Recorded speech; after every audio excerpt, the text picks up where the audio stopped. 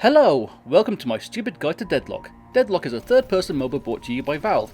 Not only is this genre seriously under-tapped, but most games of this genre are incredibly successful and never fail. Valve revolutionizes the market by not only including a 6th player on each team, but introducing a 4th lane. Not only can Valve not count to 3, but they refuse to acknowledge the number's existence, skipping it entirely just to spite us. Deadlock is set in an alternative early 20th century in New York, where magic doesn't just exist, but it's sold to you over the counter so long as you didn't bring your sexy succubus waifu into the store with you. And being possessed by a demon is just a lad's night out on a Saturday. Now personally to me, the art style feels reminiscent of Dishonored, but instead of genociding magic whales for battery acid, it's set in the Prohibition era where instead of booze being banned, it's potions that are being smuggled in your baby's milk formula. There are currently 21 characters available to play at the time of making this video, who are as follows. Throw the book at them. British Blitzcrank, Scientist Robot, Vengeance wears twin pigtails, IRS Tax Evader Hunter, Heat Man, The Grey Goblin, Jarl Frostdice, Cruella Devil, Whippy's Ice Cream, TF2 Engineer, Molly, Wibbly Wobbly Timey Wimey, Twink in a Trench Coat, The Storm That Is Approaching, Angry Elvis Loves Blood, Warcraft Sylvanas with a Gun, Roly Poly, American Bobby, Houdini and Al Pacino's Love Child, Japan. Do you see this character who looks exactly like a British policeman? He is not a British policeman and does not have a British accent. This bothers me. Hello, what's going on here then? You got a license for that magic, mate? Quit running away, you munter! Girl in a cage, you pissant! Maybe a cosmetic to add down the line. Players travel down lanes killing creeps to gain souls to spend on items and level up to become stronger while fighting against other players doing the same thing. Fighting towards the enemy base to destroy whatever this thing is. Left click shoots bullets, which deal bullet damage, obviously, and spells and abilities do spirit damage. Bullets deal less damage the further away you are and more damage the closer you are, just like in Team Fortress 2, this is to encourage people to actually engage with one another instead of hiding in the backlines pretending that you're playing Call of Duty and being useless. Shots to the head deal double damage, spells deal the same damage regardless of range. Items can be bought in the shop which reduce both damage types. All players have stamina, which is used when dodging and double jumping. You can even master the ancient art of slide jumping to travel slightly faster. Some players have more stamina than others and stamina regenerates over time, but some items can be used to increase your stamina bar and regeneration.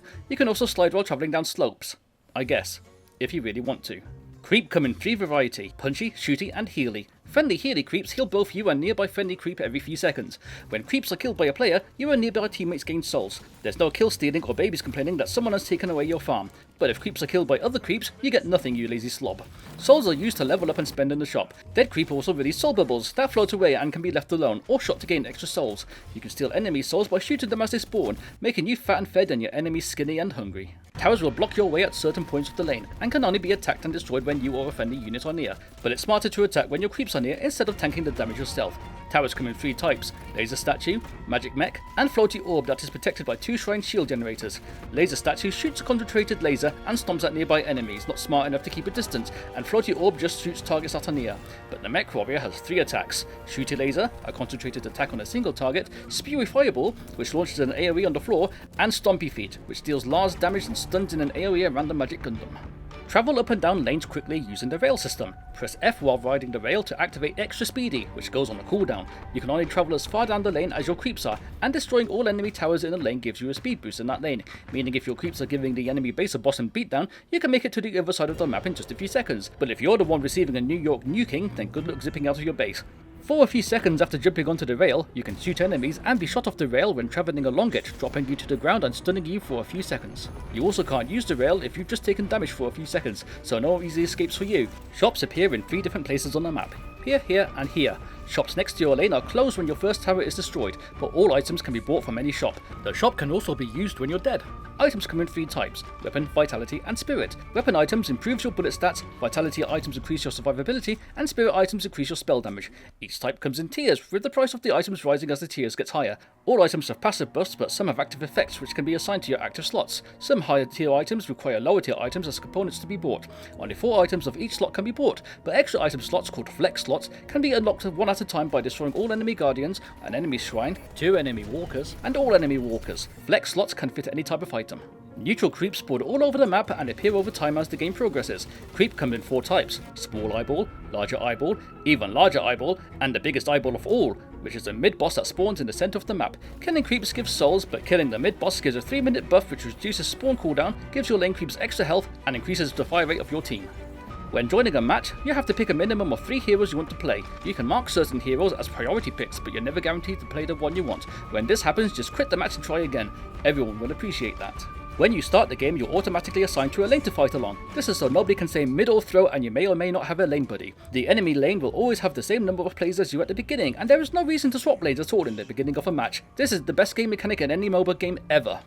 In your base there are windows which are actually doors. These are alternative paths to let you flank inside of your base if you're being spawn camped. Nobody knows about them or ever uses them. Melee attacks can be charged to deal nearly double melee damage. This is literally the best way to secure kills at the start of the game. Press F to parry a melee attack and stun your opponent, or forget about this function completely like the rest of us do. Gold statues and boxes appear over the map which when broken have a chance to give small permanent buffs and souls. Some side paths have shadow walls which obstruct your view of enemies, but not really, and only work half the time. Over the map are jump pads, which launch players to higher levels and roofs. Don't climb too high, or the buildings will get jealous of you being closer to God than them and will start zapping you. Some buildings have ropes, which let you travel to their roofs. They are highlighted in orange, and could only be more obvious if they were painted bright yellow. Shimmy up and down them like climbing rope back at school and get working on those glutes. Teleporters litter the map, taking you to these locations here, here, and here. They open up after the 10-minute mark where you can pretend to be Doctor Who. They take 5 seconds to start the teleporting, but hardly anyone uses them. Not even the drunks use them as toilets. During the game, an urn will spawn in the middle left or middle right of the map. Picking up the urn and delivering it to the other side will net your team some tasty souls, but picking up the urn will make you forget how to use your gun and spells, just like how Valve forgot about the Portal series. On these bridges you can pick up rotating temporary buffs that buff your shooting, survival, spellcasting or movement speed. They start spawning after 10 minutes and respawn every 5. In these doorways are strange silhouettes which do nothing and no one knows why they're there. They exist to be spooky. In certain buildings are machines which trade health for spirit with a melee attack. Find them to turn yourself into a piggy bank of blood. And now you're smart enough to play Deadlock.